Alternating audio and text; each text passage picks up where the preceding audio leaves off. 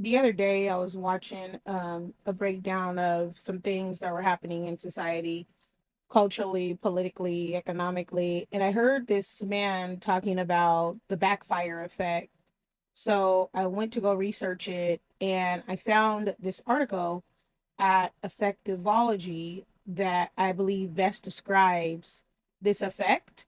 And I'm going to read it right now, and you should definitely check this out and look into it more because you may personally be dealing with this in your attempt to get someone to look at data and evidence um, when they're talking about their beliefs and those beliefs seem to be right. So let's go ahead and listen to this.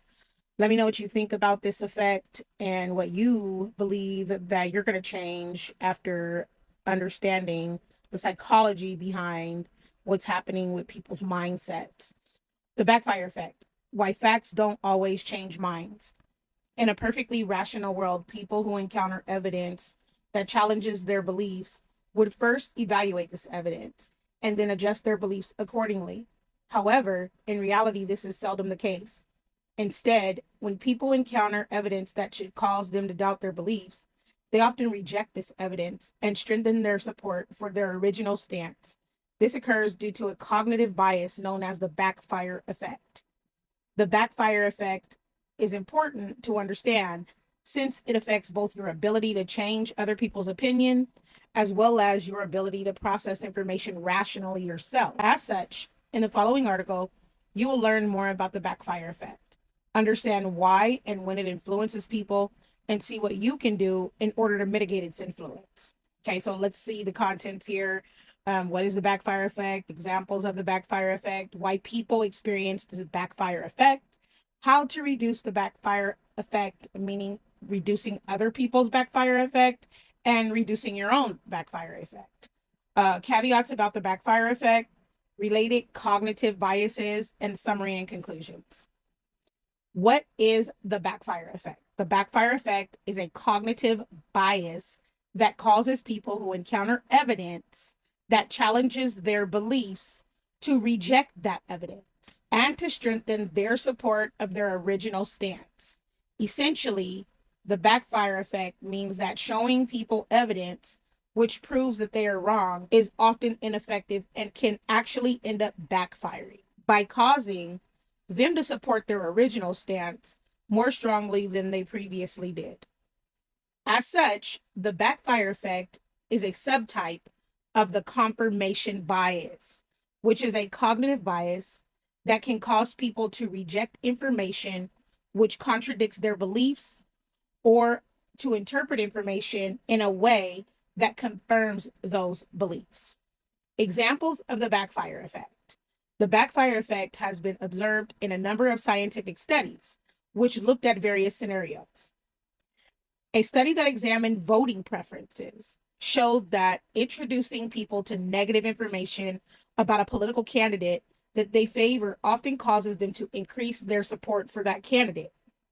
A study which examined misconceptions about politically charged topics found that giving people accurate information about these topics often causes them to believe in their original misconception more strongly in cases where the new information contradicts their pre existing beliefs. A study which examined parents' intent to vaccinate their children found that giving parents who are against vaccination information showing why vaccinating their child is the best course of action, they sometimes become more likely to believe in a link between vaccination and autism.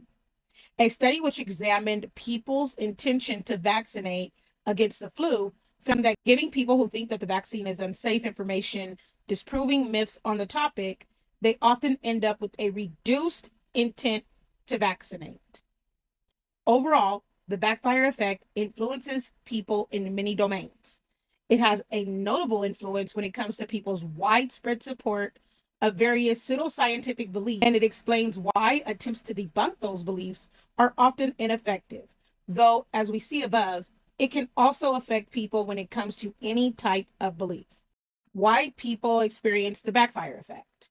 People experience the backfire effect as a result of the process that they may go through when they encounter information that contradicts their pre existing beliefs.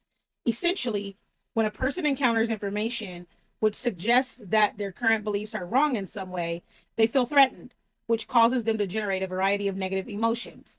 This is especially likely when the beliefs in question are crucial to their self concept, which means that they represent an important part of that person's identity and ideology.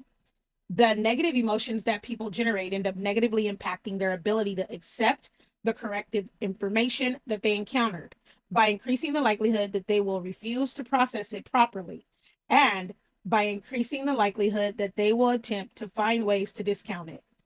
The fact that people often attempt to discount and reject corrective information that they encounter is what leads them to sometimes experience the backfire effect. Specifically, in their attempt to reject corrective information, people will generally first attempt to recall pre-existing knowledge that they can use in their arguments, which could cause to reinforce that knowledge in their minds and therefore increase their support of their pre-existing beliefs.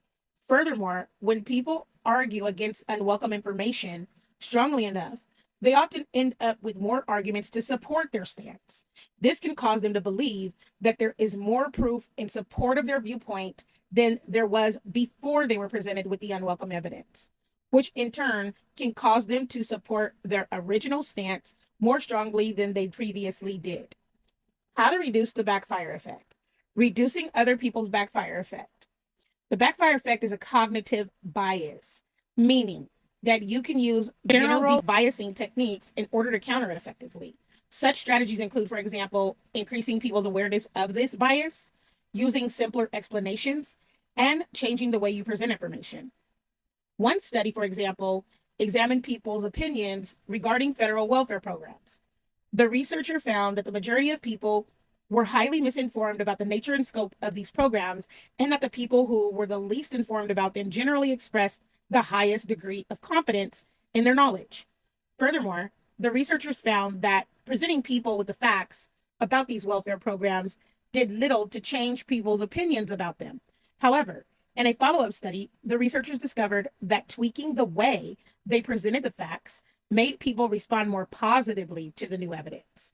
In this follow-up, people were first asked to estimate the percentage of the national budget that is allocated to welfare. They were also asked what percent of the budget they believed should be spent on welfare.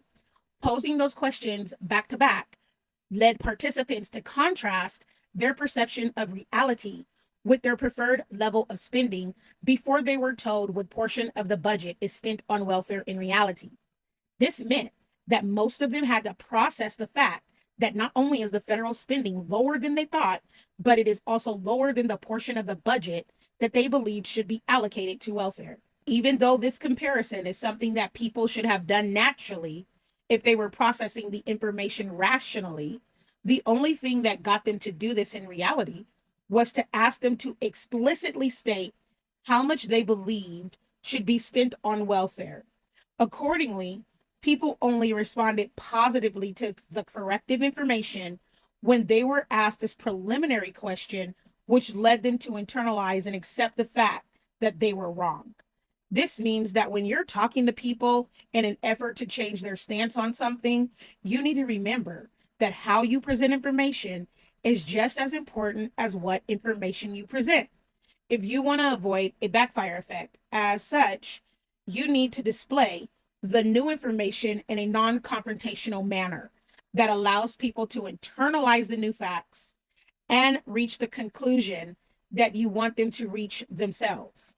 Furthermore, if you truly want to get your point across, then remember that attacking the other person for having the wrong opinions, no matter how misguided it might be, is unlikely to work, since it will probably just put them in a defensive mindset where they're not willing to accept new evidence.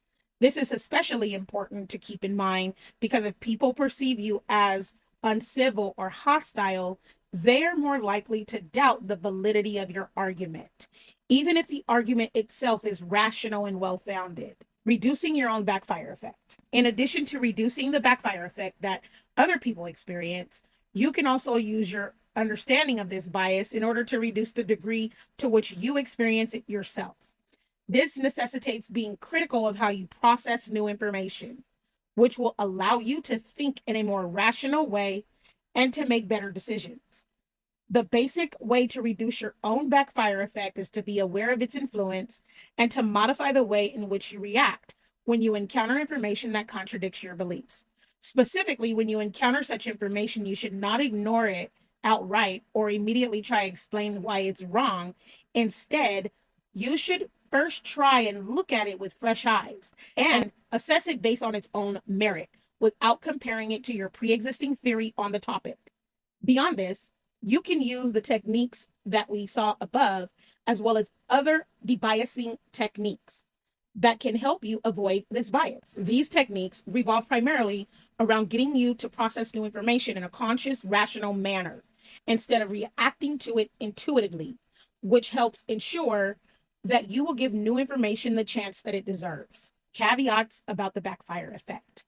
While the backfire effect plays a significant role in how people process new information, that doesn't mean that it affects everyone all the time. And studies show that there are cases where the backfire effect doesn't influence people's thought process.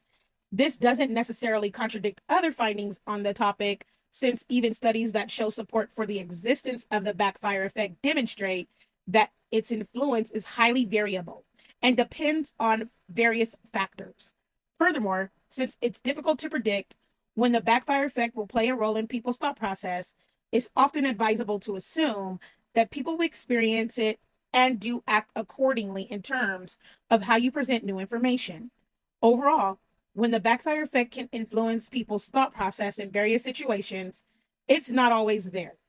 Whether or not people will experience a backfire effect depends on a variety of factors. And since this can be difficult to predict, you should generally be wary and act in a way that takes its possible influence into account. Related cognitive biases. In addition to the backfire effect described here, which is sometimes referred to as the worldview backfire effect, there are two other types of backfire effects that can cause people to strengthen their support for a stance when presented with evidence which contradicts that stance. The overkill backfire effect. The overkill backfire effect is a cognitive bias that causes people who encounter a complex explanation to reject it in favor of a simpler alternative and to sometimes also reinforce their belief in the simpler alternative. For example, the overkill backfire effect could cause people to strengthen their support for a simple myth when presented with an overly technical scientific refutation of it. Familiarity backfire effect. The familiarity backfire effect is a cognitive bias that causes people to remember misinformation better and to remember it as being true after they are shown corrective information that is supposed to debunk it. As a result of the increased exposure to that misinformation, for example, the familiarity backfire effect could cause people to strengthen their support for a certain piece of misinformation each time they hear an attempt to refute it. Summary and conclusions. The backfire effect is a cognitive bias that causes people who encounter evidence that challenges their beliefs to reject that evidence and to strengthen their support of their original stance. The backfire effect has been observed in various scenarios, such as in the case of people supporting a political candidate more strongly after negative information about that candidate is released. Furthermore, it often plays a role in people's beliefs in pseudoscientific theories, as in the case of people's beliefs that vaccines are highly dangerous and should be avoided. The backfire effect occurs primarily because when people argue strongly enough against unwelcome information, they end up in their mind with more arguments that support their original stance. If you're trying to explain to someone the issues with their stance, you can mitigate the backfire effect by presenting new information in a way that encourages the other person to consider and internalize that information instead of rejecting it outright. There is a variability in terms of when people are influenced by this effect. And there are situations where people don't experience a backfire effect when they are shown information which contradicts their beliefs. However, since this variability is difficult to predict, it's better to assume that the backfire effect will play a role in people's thought process and to act accordingly. I thought this was a pretty good article. But again, you would have to have a basic understanding of what cognitive biases are when reading this article. You would at least have to have some knowledge of cognitive bias. And the interesting thing about this article is that what if you're the person that's suffering from the backfire effect and you don't know it, right? And is this evidence presented to you in the form of an article going to help you change your mind, or will you look at this as, oh, they're just making stuff up to get in our heads again, right? I did have some contention with the way that, the vaccine argument is presented here, because I believe that people should be able to profess their ideological or religious beliefs about vaccines without being judged about that in the manner of, it being misinformation or pseudoscientific. So that's the only thing that I kind of, have a question about where they're coming from with presenting the example of the vaccination argument. It doesn't have to even be our business to know why people reject vaccines. The simple fact that it's their body and they choose to is enough information for me. You don't have to be forced or compelled to put things in your body if you don't want to. Some people don't eat sugar. Other people don't eat meat. Some people don't take medicine. Everybody has their own personal beliefs, and that's their business. So that's kind of where I draw the line. I really don't want to even have to get in people's heads. But I was just thinking of, why is it that I have presented and seen others present so much data about a particular topic, but you just don't see the change, right? And at the end of the day, again, we can't blame everything on, mental conditions, like biases. We have to think about the fact that people have a moral compass. They decide to choose for themselves one way or another every day. And so when we are presenting people with information and trying to change the way that we present that information, because yes, I wouldn't say everybody's just outright evil, but you do have people that are. So, I mean, I would say if you're going to use different techniques to try to get people to understand data, information, or new evidence, then try it. But don't spend too much time exerting yourself to change their minds and heart sets. Because at the end of the day, every person is going to believe what they believe, how they believe it, whether you agree with it or not. And the people that are seeking better conditions, that are seeking to understand a different perspective, like myself, I want to know what, when information is presented to me, I want to go and research that and find out every single aspect of that evidence so that I can, adjust accordingly, right? Like if I find out that new information is available that was previously hidden from me, I'm not going to just say, oh, that's a conspiracy. I'm going to go and research that information, be diligent about how long the information has existed, because perhaps, like I said, it was hidden from me. I didn't have awareness of where to research it. And if I'm presented with new evidence about a topic, I'm going to go and research it versus just outright rejecting it, right? That doesn't mean that my research is going to lead to me accepting it. It means that my research is going to allow me to make a more informed decision about whether I want to reject or accept what is being presented. So you got to have some kind of knowledge that you have this bias in order to really challenge yourself. And you got to have knowledge about the bias existing to even recognize it in other people. So I would say that people that are actually, the ones that are discussed here in this article are probably not reading this article or listening to this article right now. But hey, I could be wrong. Let me know what you think. Definitely want to hear about, your thoughts about the examples presented here. The one about welfare was really interesting. I have known that for some time. And if you have other examples, all right, take care. Have a great day.